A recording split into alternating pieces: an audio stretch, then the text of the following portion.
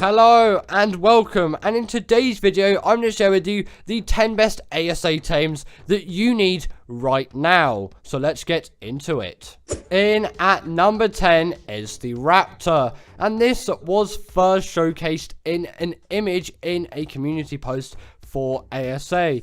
And in ASA, this is a creature which you'll find no struggle with taming, as the Dino AI is improved now, so putting a creature into a built trap can be somewhat of a challenge. But luckily, you can bowler up the Raptor, so it is a pretty easy tame. You just bowler it and throw some tranks into it.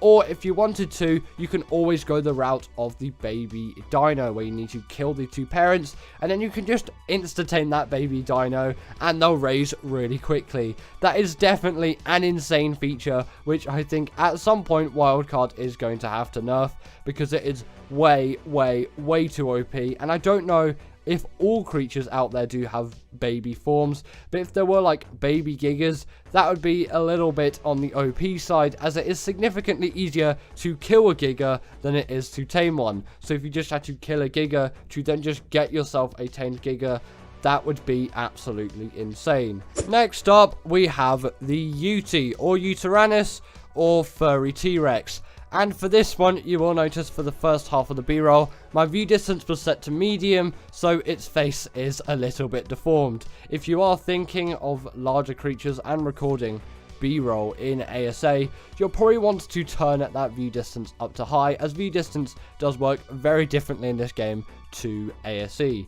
In terms of the UT's use though, this thing is by far the best creature out there for doing any kind of bosses, and you may not be concerned with bosses yet because it's still very early into ASA, and I know loads of people are taking their time with ASA, and I'm definitely one of those people as well. But when you do need to do that boss, these things are going to be insanely crucial in actually defeating that boss. And if you want a few creatures in terms of killing bosses, tame yourself a UT, tame yourself a Daedon. For the Broodmother, use Megatheriums. For the Dragon, use Theres. And for the Megatherium, you can just use Rexes, Spinos, any form of larger carnivore. But the UT essentially is going to do the buffing of those creatures to make your creatures which are fighting that boss just even better, which is something definitely to look forward to. And just before we continue, make sure to like and subscribe, as it really does help me out. Now, the Baryonyx has always been a favourite creature of mine.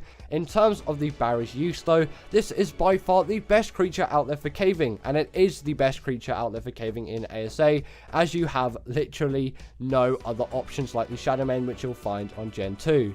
But apart from caving, the Baryonyx is an extremely useful creature as well for just killing things in the map. The Baryonyx is actually an extremely versatile tame, which can kill things up to Rexes and Gigas pretty easily, as long as obviously you have a high level. You can't get away with a level 5 Baryonyx absolutely decimating through Gigas, but it did a pretty good job at killing this Rex, and this Rex was a high level. I think it was a 135 or something like that, and this Barry is about a level 80. Either way, it does deal a lot of damage, and compared to some larger carnivores, it has a significantly higher amount of mobility, which is something which is extremely useful again, because the Rex is very rubbish when it comes to its turning circle. Now, the Thleri, or the Tickle Chicken, or Freddy Krueger, is an extremely good tame, and I've mentioned it before in being extremely useful for killing the dragon. And the reason for that is its fire ability does a significantly unfair amount of damage to carnivores, but it doesn't to herbivores, and the Therizino packs an immense amount of damage when it comes to being a herbivore.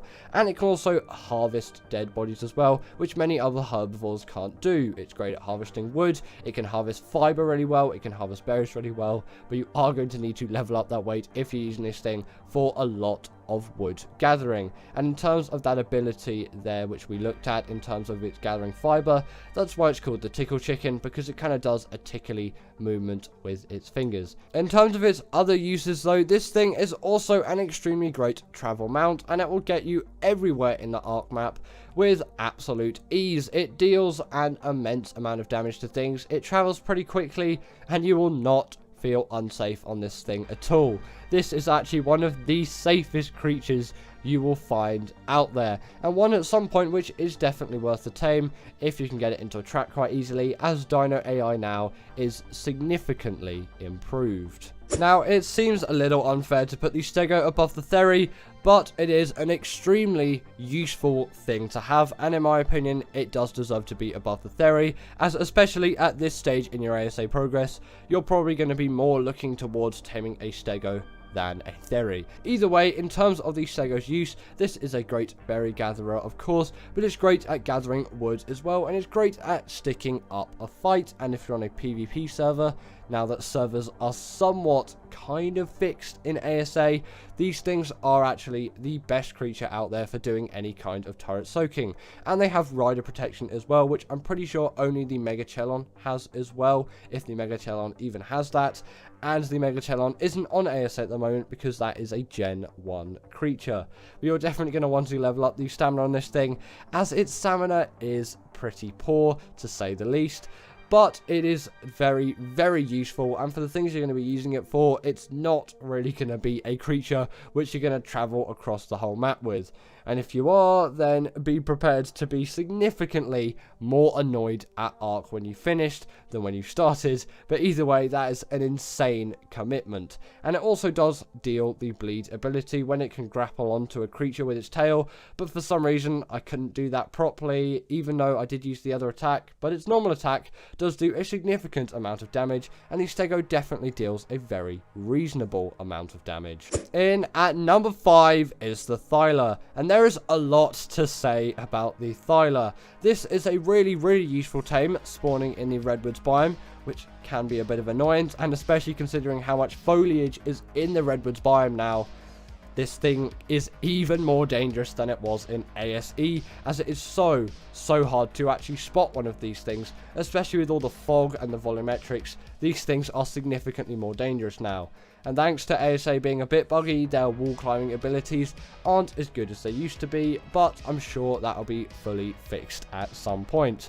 In terms of their uses though, these are really, really great carnivores, dealing that all famous bleed ability, and they are great travel mounts as well. These things have immense speed, they can jump, they can climb walls, if the wall actually kind of lets you climb it. The walls at the moment are pretty rubbish, and with the floating rocks, you know, this is the ASA graphics we really needed, right? All of the bugginess, but when it does work, is an extremely useful ability. And again, it can travel really fast, it's really efficient at traveling across the map, and the fact that it can deal loads of damage, that is really nice for a travel mount to have, as many other travel mounts which are very effective, like you could say the Gallimimus, if you're even gonna bother to tame that thing. Those things don't pack a punch at all when it comes to damage, and it is really useful when they can, because many of Arc's creatures do want to kill you. That is the thing that Arc creatures want to do. And also, it can climb redwood trees as well. It can pretty much climb anything. Right, now we have the Rex. And if you've only played ASA and you've never played ASE, then the Rex is probably going to be a creature which you're really going to look up on. And pretty much every Arc creature at some point does want to tame a Rex. A Rex is such a cool creature, capable of so much damage, and you even get an achievement for riding it as well. And it is really, really great at killing alphas. If you don't know what alphas are yet, they're essentially buffed version of creatures which you can get pretty good loot and XP out of. Don't try taming one though, as alphas are sadly untamable. But to be honest, that would make the game a little too OP in my opinion. If you could tame like Alpha Carnos and Alpha Rexes, that might be a step too far. In terms of the Rex's abilities though, it doesn't really have an ability, but in terms of its use cases, is how I should have worded it, this is by far the best boss creature out there. Unless you're doing the dragon boss fight, use those for that, do not use Rexes. It will either, you will be able to win the boss, which is actually quite rare on Rexes unless you've got good Rexes, or you'll just lose it and lose everything. Just use Theres, please, please, please. But in terms of everything else, it is absolutely amazing at doing it. Megatheriums are better on the Broodmother because they have another buff, which is great against insects. But the Rex is just such a balanced carnivore that it is one of the best creatures that you can find out there for dealing that damage to all of those creatures, and also while staying alive, because its health isn't so abysmal like some other larger carnivores that it can actually keep up a fight, but it doesn't matter too much on the island, as the boss fights rarely even last more than 5 minutes if you do have some good Rexes, but I can see why the Overseer would last significantly longer. In at number 3 is the RG, and the RG was shown in the ASA trailer, and what an insane creature this is for so many things in Ark. And I'm slightly unsure about the camera on this thing. I'm not really for the camera, like it's offside a little bit. Wildcard, bring back the old RG camera, but it still doesn't make it any less useful. This is by far the best creature out there when the game actually decides to run properly, to gather all kinds of metal and things like that. Obviously, it can't gather the metal, but it has the weight to facilitate you actually gathering all of it. And if you get a good level, you have yourself some insane weight, and with obviously the weight reduction it has on metal, crystal and obsidian, and I think other resources as well, you'll have a blast of a time on it. And it does have a couple of nice cool abilities to go along with it too. Firstly, if it does kill a creature, this thing will regen insanely quickly, and you'll have that regen buff, and that's how you know that ability is working. And you'll see that on wild RGs as well, so watch out. And especially if you are killing something near a mountain, and then once its dead body is kind of spawned in, because it's a separate kind of entity, the RGs will literally summon onto it. It's insane how quickly RGs will feast on a dead carcass if you've just killed something in like 2 seconds. RGs, and that can absolutely ruin your day. In at number 2 is the Giga, and the Giga right now is pretty much the best creature you can get in ASA, and it's definitely one which you should tame at some point, partly just because I have nostalgia reasons, but the Giga is actually a very valuable tame for going around the map and absolutely destroying all kinds of creatures. The Giga deals so much damage, and it can absolutely tear through so many creatures, although you really should not be chuffed about its stamina stat. Its stamina is by far one of the worst stats you can find in Ark. Don't bother leveling up, and also if you do level up their melee levels up really slowly, so on the Giga it is pretty much useless to level up anything. You should really just go for those breeding mutations, as the Gigas level up so slowly, but you can always put those levels into damage if you have them, because you might as well. The Giga will just be dealing more damage. In at number 1 is the Carnotaurus, and some people may absolutely hate me for putting this thing in number 1, but there seems to be so many Carnos on ASA. Is there like an overspawn or something? There's like 6 right next to my base, and these are really great creatures which I think you should tame at some point. Definitely a creature worth taming. They are absolutely everywhere. They're really easy to tame, and their saddle is unlocked in the kind of mid-game stages. I think it's in the 50s, it might be in the 40s, and its saddle isn't very expensive as well. The Carnotaurus is an amazing creature, capable of so much more damage than a Raptor. I think it's faster than a Raptor as well. It seems faster, and it is so much more powerful than a Raptor. It has decent weight, unlike a Raptor, which is a really good thing to have, and it does have the bleed ability as well. It is capable of dealing so much damage to creatures, and it has a really nice health stat, a really decent stamina stat, decent speed, decent weight, insane damage, and with that bleed ability it deals even more. The Carnotaurus is definitely an insane creature, which although does not have the pack buff, would actually be pretty great for bosses as well, but maybe just on Gamma. I probably wouldn't bring these things into alpha fights, but they're just really great tames. Tame yourself a Carno. In my opinion, they're just so abundant, and they're so easy to tame, and they're just so good. It is 100% worth your time at some point to tame yourself a Carno. In at number 10, we have the Crystal Wyvern. And the reason why I'm putting this thing here and not the normal Wyvern, or just the Wyvern in general, which a lot of people probably would have put on this list for many reasons. The Wyvern is definitely a very influential creature in terms of what it did for the Ark franchise and its tame method and all of that, but the Crystal Wyvern, in my opinion, is just the superior one. With just the normal watery one, and the Blood Crystal Wyvern, which is my preferred. The Blood Crystal Wyvern is obviously not the one in the B-roll, because this one looks more Crystal Wyvern-y, so that's why this one made the B-roll. It's pretty self-explanatory. But the fact that they are so easy to tame, although yes, you do have to knock out a Wyvern to get the primal crystal, or you have to kill it. I think it's knockout though. I'm pretty sure it's knockout. Haven't tamed one of these things in a bit. And you also need a level 65 to actually tame one of these things.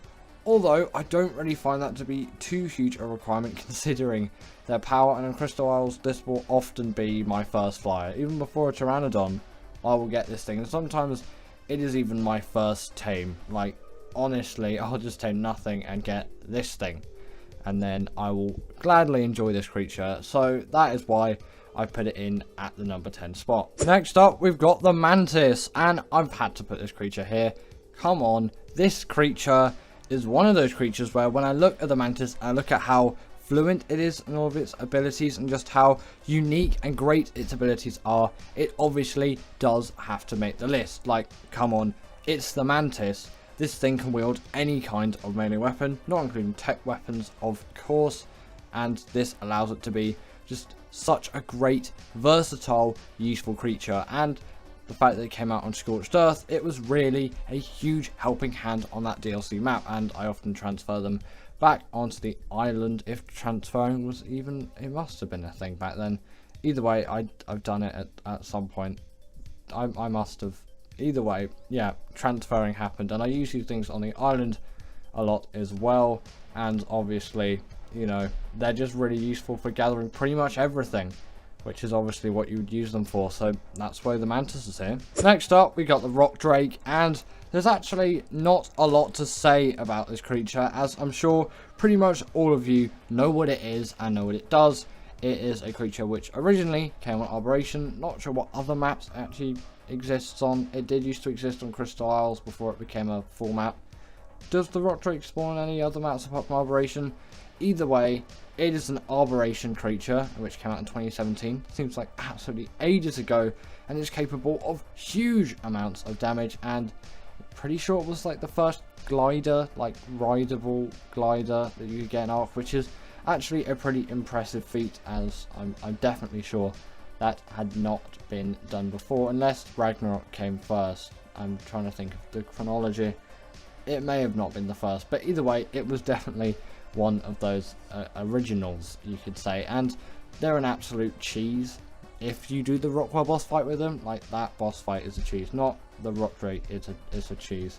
They're not actually particularly easy to tame, and the tame method is pretty much the same as the Wyvern, which again, pretty cool for the time. Next up, we got the Velonosaur, and this is actually one of my favourites, as I've finished it now, but I played through Extinction again, and I was using this thing a lot, and you know, I really liked using this thing across it, and my opinion of this creature has vastly changed, and actually I did transfer one over from Gen 2, which was an R-Velonosaur, to just basically this, but upgraded. On top of that, just essentially is the next variant, but there's a different letter stuck on because it's a different map. And this being a portable turret, obviously I'm not really a PvP player, I'm a PvE player, but still, this being a portable turret allows me to attack creatures in a way that I've never really done before, and do combat in a way that I haven't done before, and I really like enjoyed that new way of doing everything, and that's why I really like this creature. And again, it's like kind of the perfect size creature for me. I don't really like really big great creatures and all of that. I prefer smaller ones. I don't know, it's just me, but that's why the Velonosaur's here. Next up, we have got the Snowowl, and this creature obviously had to make the list. Like, come on, when you think of this creature, you do think of some of the best creatures in Ark, actually. At least that's what I do think, as this has the gliding ability like the Griffin, although it feels a lot smoother. And actually thinking about this, I kind of want to put the Desmodus here as well, so I am going to put the Desmodus here because I haven't put it on the list. The Desmodus is going on the list with the Snowowl in at the number 6 spot, if you didn't know, because I didn't actually tell you. But in at number 6 we have the Snowowl and the Desmodus. Desmodus. Either way, that thing can make Sanguine Elixir and can farm blood bags and all of that, so I really do enjoy that creature for that. But the Snowowl obviously has the ability to glide, like I've just said, same as the Desmodus, but it can also kind of do like a heat-seeking ability, which plays a benefit in PvP and in PvEs. You can track down a player that might be trying to raid your base, or, you know, just a creature that you've lost. You also want to level up stamina on these things quite heavily, not just so they can fly longer distances, as the stamina drain is not really that high. It's so they can heal creatures for longer, as when healing creatures, their stamina will deplete, and you know, you can probably tell from all of that. So that's why you'd use it for that case. And although they're not as fast as like a Managama or all of that, I'm still perfectly happy with their speed and with their very like unique and useful abilities. They really do have to make the list. Again, Desmodus as well, in at the number 6 spot. Next up, we got the Bloodstalker, and ironically, I probably think that I should put the Desmodus here instead, but I've solidified it in the list now, and I kind of do prefer the Bloodstalker because of what it does. And I don't really use this thing for travel a lot, which people might say is like, well, what's the point then? This is my go-to water creature. This is my favourite underwater creature in Ark. No questions asked. It is just so versatile. It can skim over the top of the water. You can even see creatures under the water as well. It has that ability at its disposal, which kind of helps you if you want to see if danger's near. And it's a really good swimmer under the water as well. And of course, I do use it for like traveling things as well. Although I might just dish out a Mwing or something for a lot of those things, as I'm just nicer with that creature. Or I might actually use the Snowowl to travel around. And there are some great other land suggestions as well, like Thlers and Deinonychuses. Although the Thler is not a DLC creature, so I'll speak no more of it. But yes, for me, this is my favourite underwater Ark creature. And that's why I've had to put this thing in on this list, in at the number 5 spot. At least I think count right. Yep, it's the number 5 spot. And I wonder if you agree too. Is this your favourite underwater tame, or do you have something else in mind? Now we've got the Reaper, and I had to include this thing here.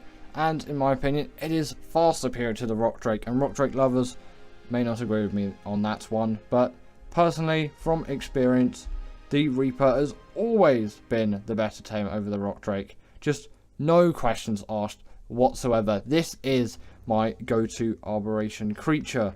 The reason for this is just mainly because that this thing tends to pack a lot in the damage department, and you know, that is kind of useful for me. And unlike a creature like the Giga, it doesn't seem as big, and it really does fit into the Arboration aesthetic, and it is an absolute cheat to tame on Gen 2. So now I have absolutely loads of these things now, thanks to Raasclark's tutorial. Not sure if Raasclark came up with that actually. He might have. It might have been someone else. I'm not gonna say that Raasclark's a fraud or anything, because I don't think he is at all. I'm just not sure of its origins, but I found it from Raasclark, so let's just say Raasclark made it, because actually, in all fact, he probably did. He is quite a highly valued art YouTuber among many, including myself. And obviously, with this Reaper's great aesthetic, great damage, and all those great features, and pretty unique taming methods requiring it to impregnate you, it had to make this list. In at number 3, we got the Mwing. Some people may not agree with this and say the Reaper's better than the Mwing, and you could probably say that, but in my opinion, the Mwing is my favourite travel mount out there. Just no questions asked. Although, yes, in some circumstances, it's not going to be the best, because that gliding ability isn't very suited to the environment, but for most things, it will get by. Maybe not on all cases in maps like the island, although it does a lot better than the Rock Drake for gliding along flatter surfaces. Although you don't really have as much protection, as you can't just kind of fly away from everything. But they're not just an incredible glider, they also act as a portable feeding trough and can gather berries as well. And especially on Gen 2, obviously their home map, they're extremely useful for travelling around everywhere, and obviously in the space biome as well. It really does play to a huge benefit to have a creature like this, and you can see the slightly disturbing animation for the feeding trough thing. It's I don't really know what to say about that wildcard. In at number 2, we have the Deinonychus, and actually until recently I would have put this thing at number 1, but I've had a slight rechange with my mind recently. I don't know, I've just been different, and my opinions of some things have drastically changed. Not saying that I hate the Deinonychus now, I still think it is an extremely incredible creature, and with that bleed ability, essentially it latching on to creatures and just tearing them to shreds, doing immense amounts of damage, and even to bosses as well. It's the only creature, as far as I'm concerned, and as far as I know about, that can actually do that to bosses, and especially with the pack buff as well, and with no full damage and great mobility and the ability to kind of like parkour around the map, it really does play to their benefit hugely. Although my opinions have shifted slightly to the creature at number 1, just kind of suits me more now than this creature. I'm a bit more chilled with my life in general and my art playing, so you know, I'm not all for the busy life of the Deinonychus. At this point, I don't really know what I'm saying. But, let's get into the number 1 creature now. And in at number 1 is the Shadowmane. And before I talk about all the good with this creature, I just want to say its tame method is awful, and I hate it, and I wish Wildcard would change it, but, you know, that's never going to happen. And, you know, kind of going back on my previous thought there, I don't hate it as much now. That's more previous me, but I still definitely don't enjoy it. But the main things that really stand up for me is this creature's great mobility overall, and yeah, I'm pretty sure it has a pack buff as well. It must do. It has to, when I'm thinking about it. It has a hydration buff, like the Spino. Sorry about that. I just, I don't know. I ate something just before this video. Sorry about that. That seems a bit disgusting, sorry. But they're also great in the water, which is nice. I appreciate their waterness. I can't even speak anymore today. That's all I can say about this creature. But anyway, that is the end of today's video, and that is also the end of a very long day for me. Either way, what did you think? What's your favourite Arc DLC creature? And did you agree with this list? And with that, I'll see you all later.